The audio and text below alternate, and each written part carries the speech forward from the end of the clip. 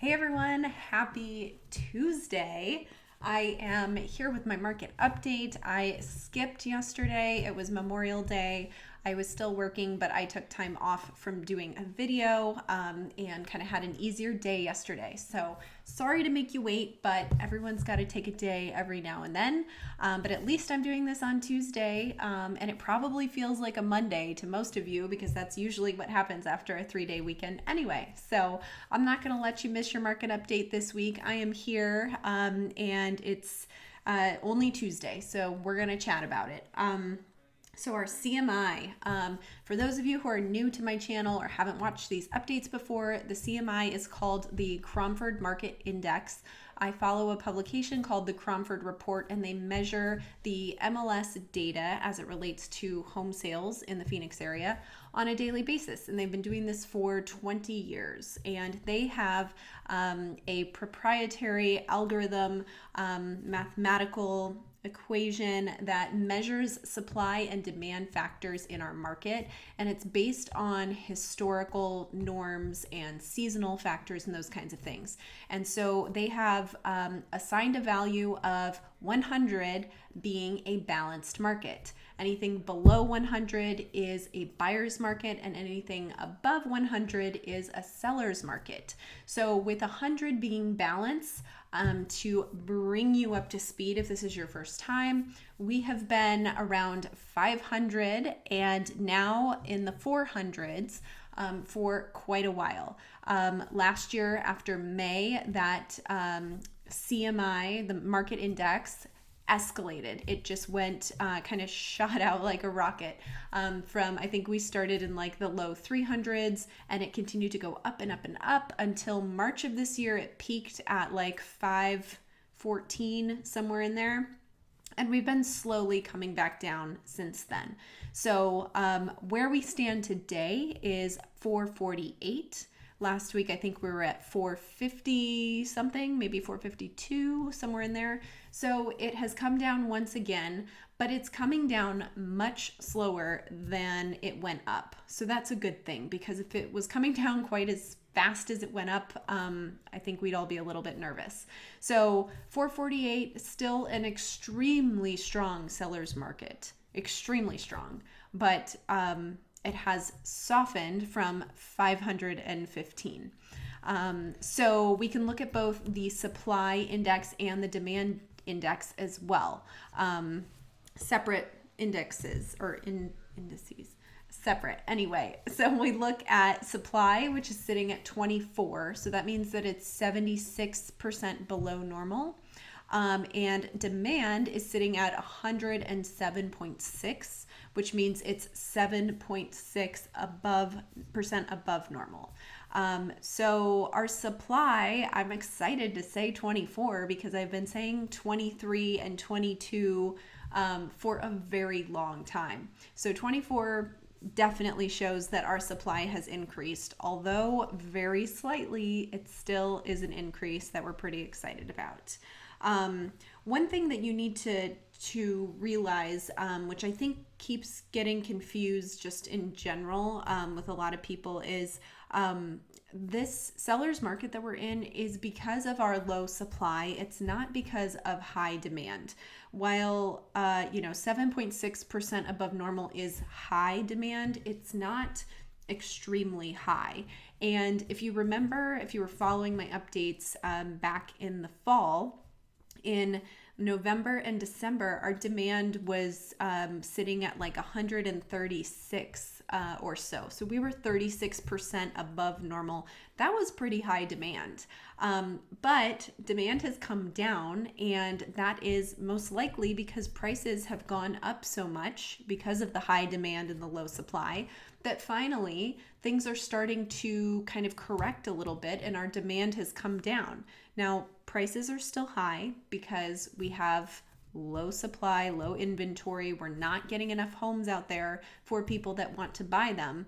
But when we measure demand on the CMI scale, it came down, and probably because people were priced out or decided to wait because the market was so competitive.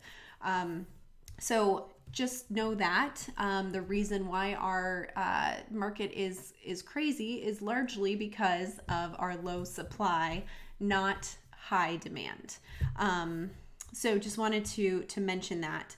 One area where we're actually seeing low demand, below normal demand, if you're interested in knowing that, is Avondale.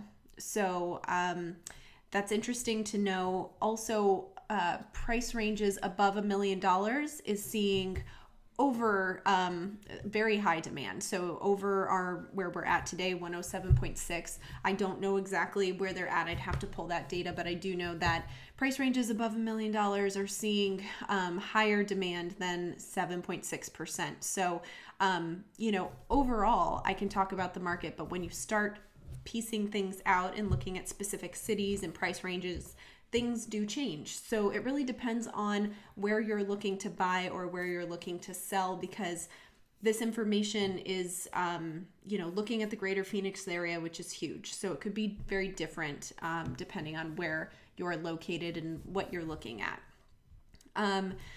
Like I said, we're seeing the CMI fall slower than how fast it rose. And I want to read something to you directly from the Cromford report because they explain it perfectly. And I think that this quote is better to hear as they have it than my interpretation. So they're saying the CMI... we're seeing that the CMI is falling more slowly than it rose, which confirms we are not in a bubble bursting situation. It also means that there is almost no chance of prices falling in the short term or medium term. Worst case would probably be 2023, and that would take most things to deteriorate much more than we currently expect.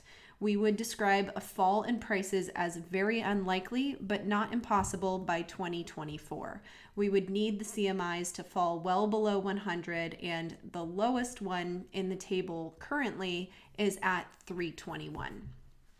So I think they put that perfectly in terms of their expectations on prices and really describing how and why they don't feel that we're in a bubble. And I think that's important information. I get these questions all the time. Are prices going to come down in 6 months? Is it going to be a buyer's market? Should I wait until next year? When should I decide to sell my house? Are we at the peak of price? Are prices going to crash? Is this a bubble? I get all of these questions, and it's so hard to make any sort of definitive prediction or answer, but I think that their logic makes a lot of sense on this, and hopefully that helps guide you a little bit on whatever decision you're trying to make. In good news, we are finally back to a normal level of building permits for new construction after 13 consecutive years of low growth. And Lord knows we need it. So that's good news. We're finally working on building more than we ever have, and we have a strong need for that. Also, on the new construction buying topic, there have been some changes with a lot of builders.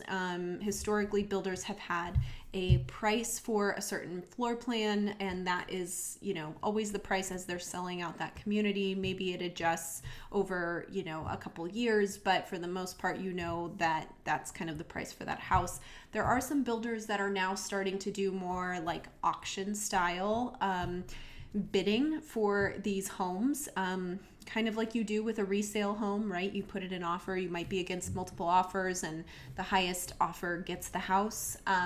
New construction is starting to do a similar method like that. So if you're looking for new construction, watch out for that. It's going to be a little bit different than what it was in the past, depending on what builder and community you're looking at. So just wanted to share that tidbit, but that's it. That's all I have for you. I hope it was worth waiting till Tuesday to get this update. I think the information is pretty important. We just got to keep watching the CMI, watching our supply. I'm very interested to see if supply continues to creep up slowly but surely. It sure would be nice to have some more options, but we'll see how that also affects demand. So keeping an eye on everything for you guys. If you have any questions, want to chat about buying or selling real estate, look in the description below. I have a link where you can set up a time to chat chat with me on my calendar. Super easy. Or you can reach out anytime by call, text, or email. But everyone have a great week. Don't forget, it's Tuesday. It's not Monday. And I will see you later this week.